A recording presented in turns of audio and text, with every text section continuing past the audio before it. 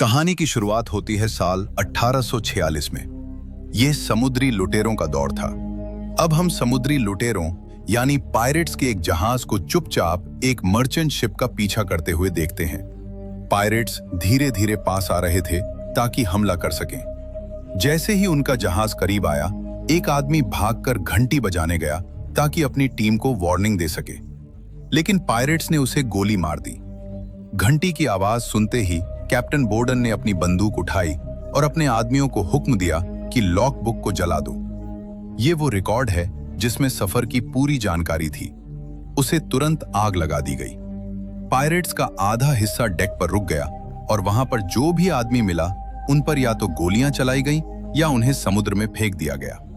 बाकी के पायरेट्स नीचे के हिस्से में गए ताकि बचे खुचे क्रू को भी पकड़ लिया जाए। कैप्टन बोर्डन पीछे नहीं हटा।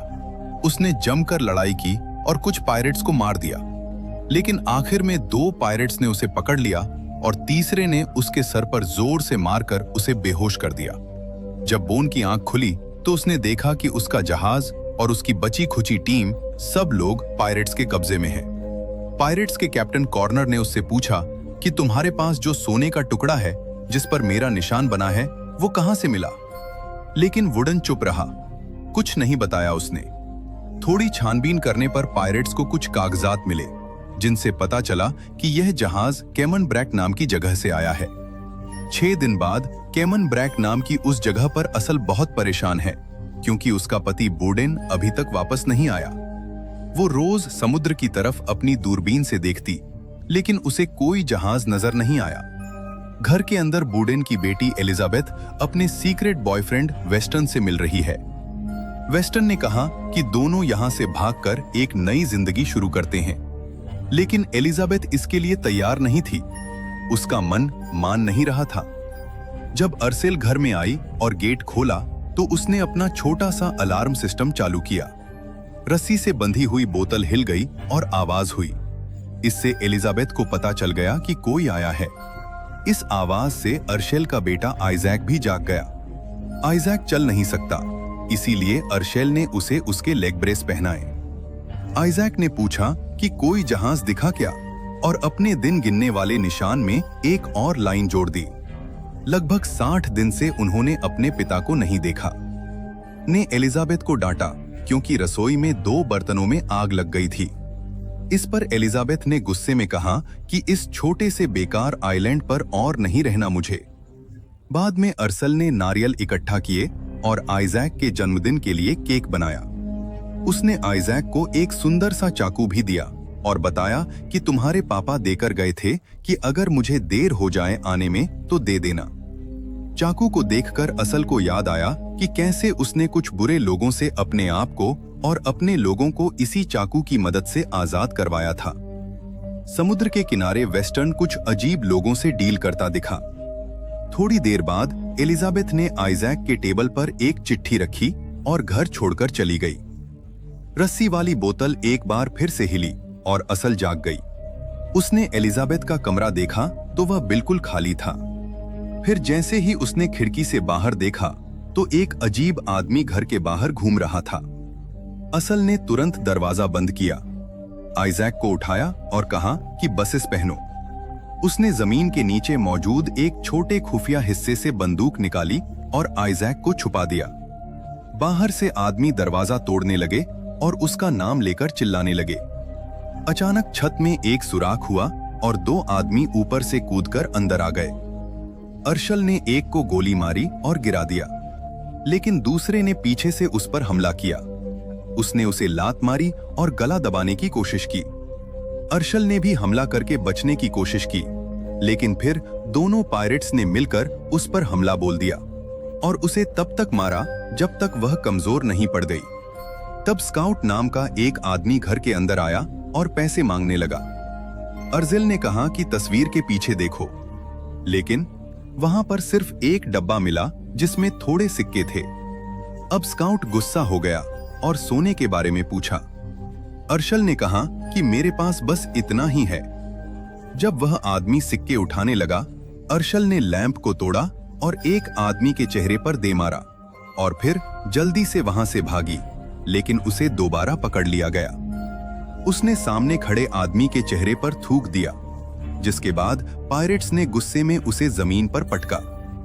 स्काउट ने अब वह सोने का टुकड़ा दिखाया जिस पर निशान है और पूछा कि बाकी का कहां पर है। अब छुपे हुए आइजैक ने आवाज लगाई तो आदमी उसे देखने के लिए चले गए। अपने बेटे को बचाने के लिए अर्शल ने नॉर्मल होने की एक्टिंग बंद कर दी और पायरेट्स की भाषा में बात करने लगी। फिर वो अचानक से एक तकनीक लगाकर रस्सी से आजाद हो गई। अब अर्शल ने दोनों के साथ एक साथ लड़ाई की। जो भी चीज हाथ में आई उसे हथियार की तरह इस्तेमाल किया। मौका मिलते ही उसने अपना चाकू उठा लिया। एक आदमी रस्सी खींचकर उसे रोकने लगा तो उसने रस्सी काट दी। उसने दुश्मन के हमले से बचते हुए टेबल को लात मारी और फिर एक कुर्सी तोड़कर उससे हमला किया। अब वो हैच के ऊपर खड़ी हो गई ताकि आइजैक महफूज रहे। एक आदमी पास आया और उसने उसे कई बार चाकू मारा। दूसरे ने उसे दीवार पर दे मारा। अर्शल ने स्पाई ग्लास से उस पर वार किया और चाकू से काट दिया। जब दूसरा आदमी आया तो उसकी टांग काटी और सर में चाकू घुसा दिया। जब उस आदमी ने अपने भाई को मरते देखा तो गुस्से में अर्शल को खिड़की से बाहर फेंक दिया। अब अर्शल घिसड़ते हुए दूर जाने लगी, लेकिन उस आदमी ने स्पाई ग्लास से उस पर हमला किया। लेकिन अर्शल ने भी एक शेल का इस्तेमाल करके उसे नीचे गिराया और पीटते हुए अपने पति के बारे में पूछने लगी। वो आदमी मर गया मगर जवाब नहीं दिया। छुपा हुआ आइजैक ये सब कुछ देख रहा था। वहीं बीच पर बहुत सारे लोगों ने कॉर्नर पर हमला किया, लेकिन वो एक बहुत ताकतवर योद्धा था। उसने एक एक करके सबको मार दिया। जब उसके ऊपर गोलियों की बौछार होने लगी तो वह बिल्डिंग के पीछे जाकर छुप गया और तोप की तरफ बढ़ रहे एक और आदमी को मार दिया। कॉर्नर ने घरों के पीछे से अपना रास्ता बनाया और हाथों से अपने दुश्मनों से लड़ने लगा। इतने में एक आदमी को मौका मिल गया तोप तक पहुंचने का, लेकिन बोट में बैठे एक पायरेट ने उसे गोली मार दी।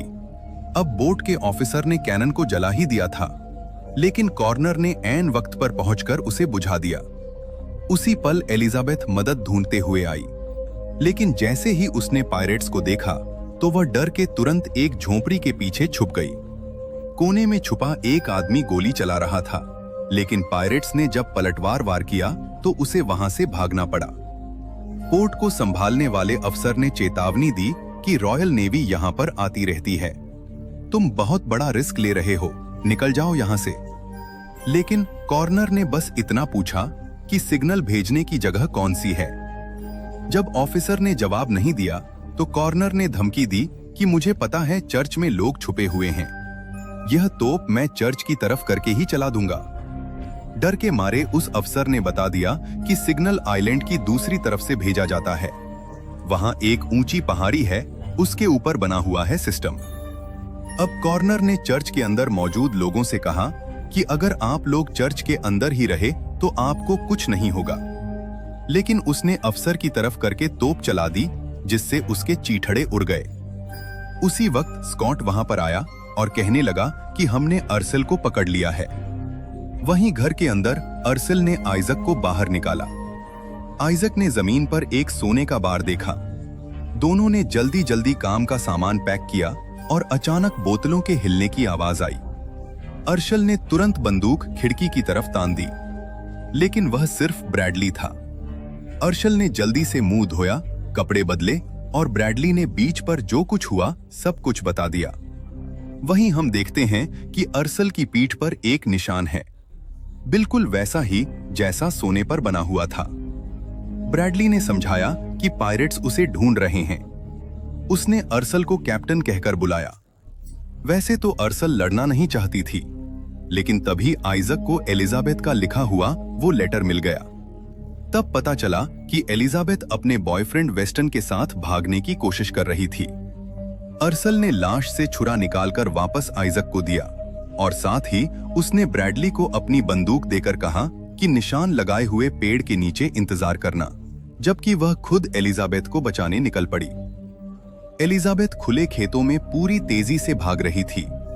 उसे अपने आसपास पायरेट्स के दौड़ने की आवाज आ रही थी। वहीं अर्शल ऐन मौके पर छुपकर पायरेट्स से बच गई। फिर उसने एलिजाबेथ को पीछे से पकड़ा और उसका मुंह बंद करके लंबी घास में खींचकर ले गई। दोनों मां गले मिली। अर्सल उसे डांटना चाहती थी, लेकिन जब एलिजाबेथ ने बताया कि माँ वेस्टर्न मर गया तो यह सुनकर अर्सल का दिल पिघल गया। पायरेट्स अर्सल के घर तक पहुंच गए थे और वह सोने को ढूंढने लगे, लेकिन उन्हें सिर्फ फर्श के नीचे लाशें पड़ी हुई मिली। वाटर मास्टर ली ने अपने आदमियों को चारों तरफ उन्हें ढूंढने के लिए भेजा। कॉर्नर ने घर की हर छोटी चीज को बड़ी बारीकी से देखा और उसने हिसाब लगाया